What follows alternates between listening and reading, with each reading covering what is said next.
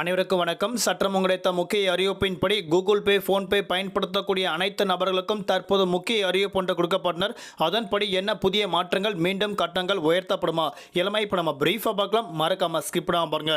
உங்களுக்கு Google Pay, PhonePe, Paytm உள்ளிட்ட பல்வேறு பண பரிவர்த்தனைகள் பற்றி பல முக்கிய அறிவிப்புகள் உடனுக்குடன் துல்லியமாக தெரிந்து கொள்ள நம்மளோட சேனலை கீழே இருக்க பட்டனை கிளிக் பண்ணி சப்ஸ்கிரைப் பண்ணிக்கோங்க. பக்கத்தில் பெல் பட்டனை கிளிக் பண்ணிக்கோங்க. இந்த வீடியோ உங்களுக்கு பிடிச்சிருந்தால் லைக் பண்ணுங்க. இப்போ வாங்க வீடியோக்குள் போகலாம். யூபிஐ கட்டணம் மாற்றம் செய்யப்பட்டதாக தற்போது அறிவிக்கப்பட்டாங்க. கூகுள் பே, ஃபோன்பே சேவைகளில் புதிய கட்டணம் வசூல் செய்யப்பட உள்ளதாக அறிவிக்கப்பட்டாங்க. கூகுள் பே உள்ளிட்ட யூபிஐ பணம் பரிவர்த்தனை செயலிகள் வழியாக மின்சார கட்டணம், குடிநீர் கட்டணம் போன்ற அனைத்து கட்டணங்களும் தற்போது உயர்த்தப்பட உள்ளதாக அறிவிக்கப்பட்டாங்க.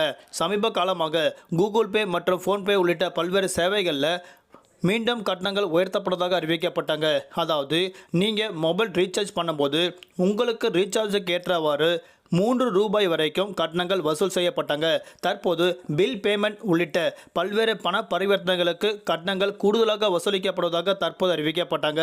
இந்த பண பரிவர்த்தனை 0.5%, அதாவது 5 புள்ளியிலிருந்து 1 புள்ளி வரைக்கும், அதாவது 0.5%லேருந்து 1% வரைக்கும் ஜிஎஸ்டியுடன் சேர்த்து வரி பணம் வசூலிக்கப்பட உள்ளதாக அறிவிக்கப்பட்டாங்க.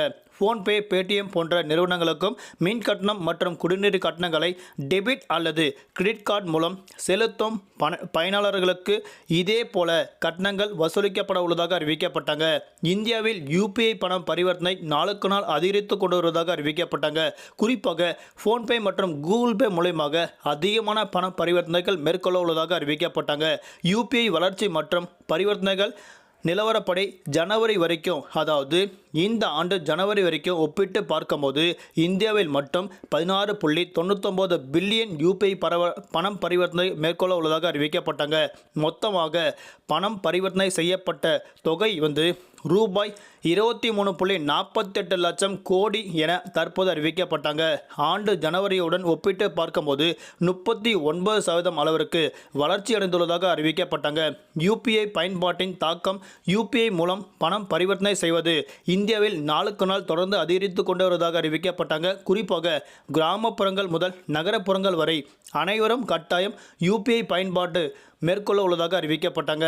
இதன் காரணமாக தற்போது மீண்டும் இதற்கான கட்டணம், அதாவது யூபிஐ பணம் பரிவர்த்தனை செய்யக்கூடிய நபர்கள் குடிநீர் மற்றும் மின்சார கட்டணங்கள் வாயிலாக மேற்கொள்ள உள்ள நபர்களுக்கும் கண்டிப்பாக யூபிஐ கட்டணம் உயர்த்தப்பட உள்ளதாக அறிவிக்கப்பட்டாங்க. குறிப்பாக பணங்களுக்கு ஏற்றவாறு நீங்கள் ஜிஎஸ்டியுடன் சேர்த்து வரி பணம் கட்ட வேண்டும் என தற்போது அறிவிக்கப்பட்டனர். நன்றி, வணக்கம்.